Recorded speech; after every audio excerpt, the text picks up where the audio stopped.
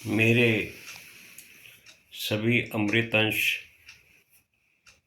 लाडले बच्चों, मेरे प्रिय भाइयों बहनों, मेरे आदर के योग बुजुर्गों, माताओं, पीछे अध्यात्म में हमने आपकी कुंडलिनी के बारे में और अपनी शक्ति को कैसे उससे बांधा जाए उसके बारे में जिक्र किया था, और दूसरों को आप कैसे शक्ति दें इसके लिए भी मैंने थोड़ा सा बताया। वैसे तो आप चाहें तो इस शक्ति को,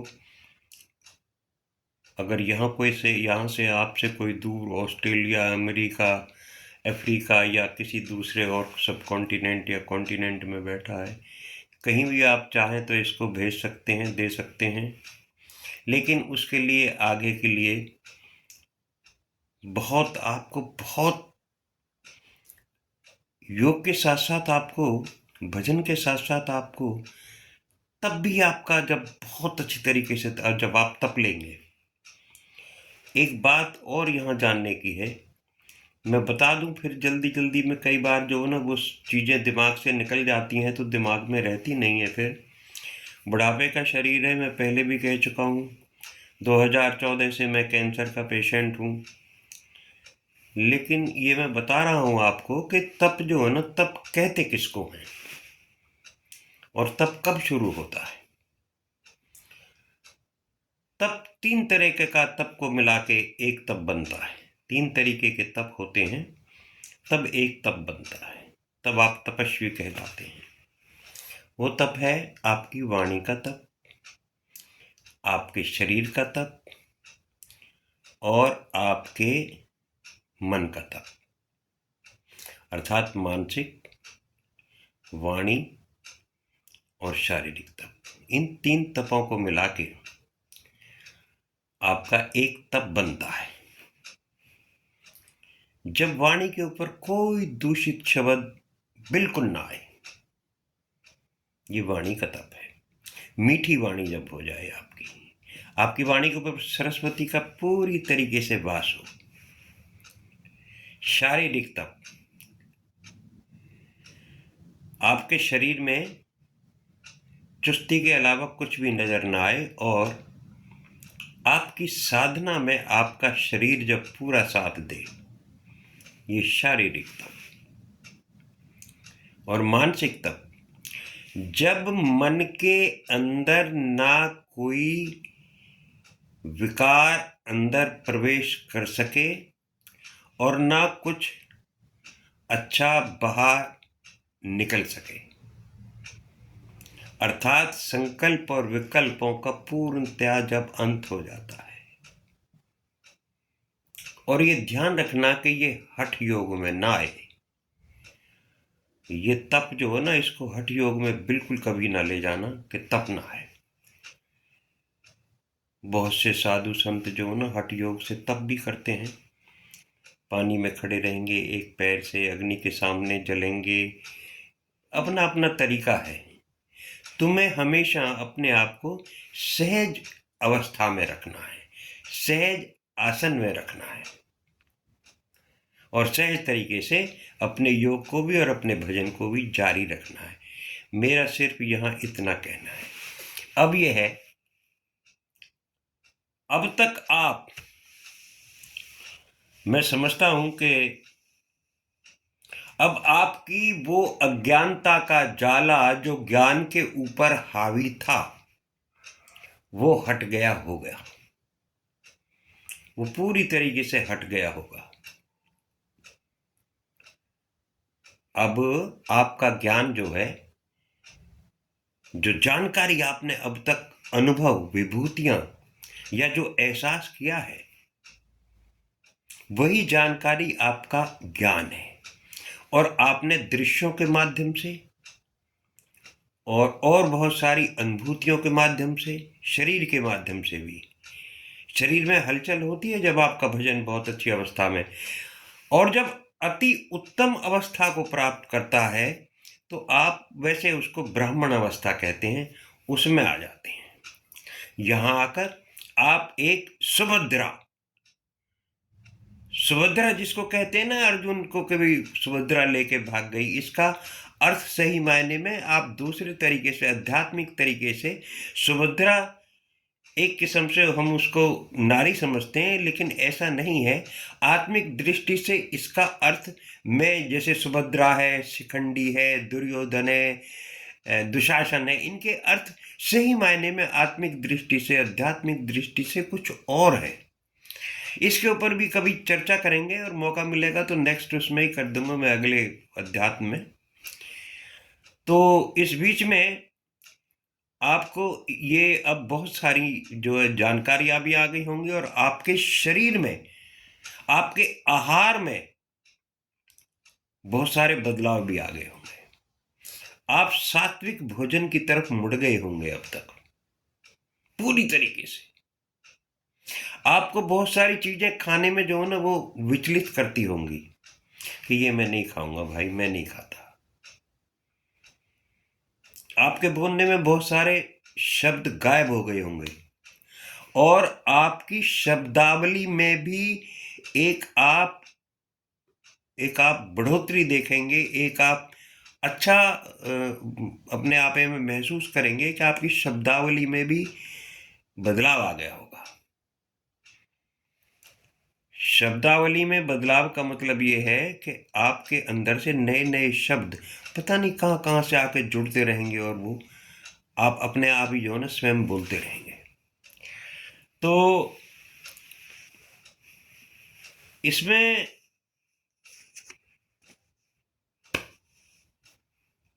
बहुत सारी चीजों के बदलाव आ जाने के बाद आप एक ब्राह्मण अवस्था को प्राप्त कर गए हैं।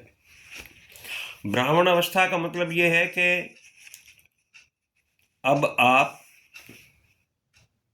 एक किस्म से उस अवस्था में पहुंच गए हैं जहां आपका अब किसी से कोई न लेना है न देना है, न किसी को परेशान करने वाली बात आती है। कोई आपको परेशान भी करता है तो उसमें क्षमा याचना का भाव आपके अंदर बहुत जल्दी से आ जाएगा। भोजन करने की जो प्रवृत्ति है वो आपकी बिल्कुल चेंज हो जाएगी। आपको भोजन से एक संतुलित आहार की जरूरत रहेगी, वो आप केवल जीने लायक ही खाएंगे, उससे ज़्यादा आप नहीं खा पाएंगे। और कुछ खाएंगे भी तो वो आपका किसी काम का नहीं होगा। और आहार का एक और भी मतलब है कि आहार शाकाहारी होने के साथ साथ आपको संतुलित भी रखेगा। आपके शरीर की लंबाई या चौड़ाई के हिसाब से जितना आपको भोजन चाहिए आप उतना ही भोजन खाएंगे, और शरीर आपका बैलेंस्ड रहेगा, बैलेंस्ड। क्योंकि आप जब योग या भजन या ध्यान करेंगे तो उसमें से वो अपनी जो बैलेंस्ड डाइट होगी, जो बैलेंस्ड खाना होगा, खुराक होगी, उसी को शरीर लेगा, बाकी को वेस्ट को फेंक देगा। ये आपकी नेचुरल क्रिया हो जाएगी जिसमें आपने कुछ नहीं करना। ये अभ्यास भजन का जो है आपके शरीर को सबल बनाएगा, आपके शरीर को मजबूत बनाएगा, मजबूती लाएगा। इसमें आध्यात्मिक शक्ति, आपके ऑरा का तेज, आपके चक्रों की जो चक्र हैं आपके, उनकी शक्ति इतनी बढ़ जाएगी, इतनी बढ़ जाएगी कि यहाँ आप आकर एक किस्म से आपको ऐसा लगेगा कि ऐसा महसूस करेंगे आप कि मेरे मालिक तूने मेरे ऊपर बड़ी अच्छी कृपा की है। तो आपको ऐसा लगेगा कि आप अपने मालिक के पास ही हो। ये अवस्था वो है जहां आप ये महसूस करेंगे 24 घंटा कि मैं अपने मालिक के पास ही हूं, वो मुझसे दूर नहीं। मुझे अब उसको केवल केवल पाना है।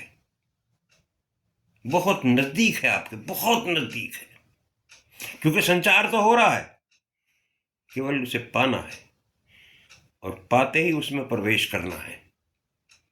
इस प्रवेश की अवस्था को मैंने कहा था कि ये ब्राह्मण और ब्रह्म के बीच की एक दूरी है, जो एक बहुत पतली सी बाल जैसी धारा तुम्हें यहां नजर आएगी। ऐसे तुम्हारे ध्यान के अंदर ही नजर आएगी वो बाल जैसी धारा, और तुम्हें फौरन एहसास हो जाएगा कि अब मेरे से मैं ब्रह्म से कितना दूर हूं। और एक बार ही तो आपको एक ऐसे भी दिखाई देगी इसी में, ये इस तरीके का प्लस का निशान भी बनेगा। ये तो रहा आज का अध्यात्म हमारा। और अब मैं आपसे हाथ जोड़ के एक प्रार्थना करता हूं, एक विनती करता हूं आप सभी सनातनियों से, क्योंकि सत्य, सनातन, शाश्वत, अजर, अमर, अविनाशी, अविकारी, ये सारे उसी अक्षर के नाम हैं। अक्षरम ब्रह्म परमम, जो परम है, जो परम तत्व कहलाता है। हम सभी सनातनी हैं। हम में से कुछ इधर उधर बट गए, भ्रमदाताओं की देन की वजह से जातियों में बट गए। ये हमारा कसूर नहीं है, ये हमारे उन भ्रमदाताओं का है जिन्होंने ये भ्रम फैलाया, जिन्होंने अपना राशन पानी इकट्ठा करने के लिए पता नहीं किस वजह से कैसे, अपना समूह बनाने के लिए, अपनी गैदरिंग इकट्ठी करने के लिए हमको बांट डाला। हम सब मानव ही थे, कोई धर्म संप्रदाय जाति उपजाति कुछ नहीं था, कोई कास्ट नहीं थी, कुछ नहीं था, मानव मानव ही था केवल। आज सनातन के ऊपर एक बहुत बड़ा खतरा मंडरा रहा है। वो खतरे को आप भी समझ रहे हो मैं क्या कहना चाह रहा हूं, और मैं भी समझ रहा हूं। सनातनियों के हाथ में चक्र भी है, शंख भी है, पुष्प भी है और तलवार भी है। एक हाथ में शंख है, दूसरे में चक्र है। जब शंख की जरूरत पड़ती है तो शंख मंदिरों और शिवालयों में बजाया जाता है, और जब चक्र की जरूरत पड़ती है तो उंगली पे चक्र चलाया जाता है। ये भगवान श्री कृष्ण ने स्वयं गीता में कहा था। अब एक नारा निकला है, योगी जी ने जो दिया है, उत्तर प्रदेश के मुख्यमंत्री जी ने, बटोगे तो कटोगे।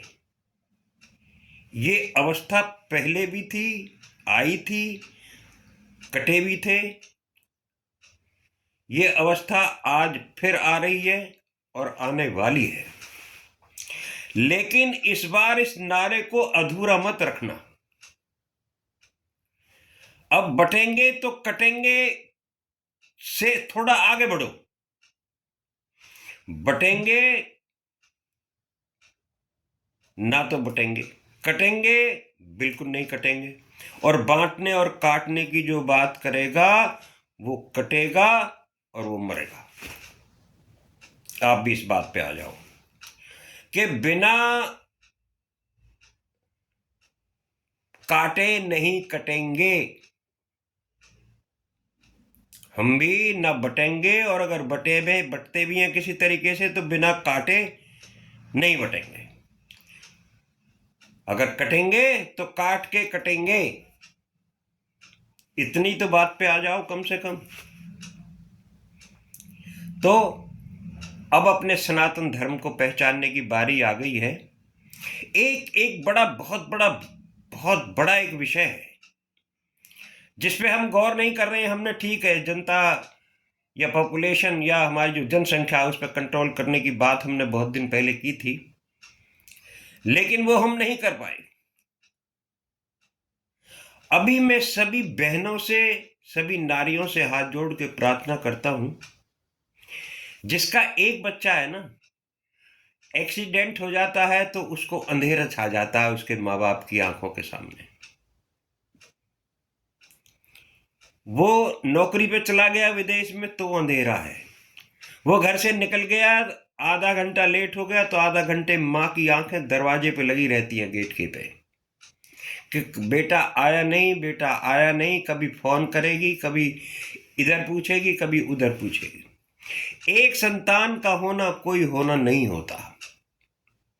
दुख में सुख में एक अकेला जिसका भाई नहीं है, वहां उसका अगली पीढ़ी में चाचा और ताऊ नहीं है। और अगली पीढ़ी में दादा भी नहीं है।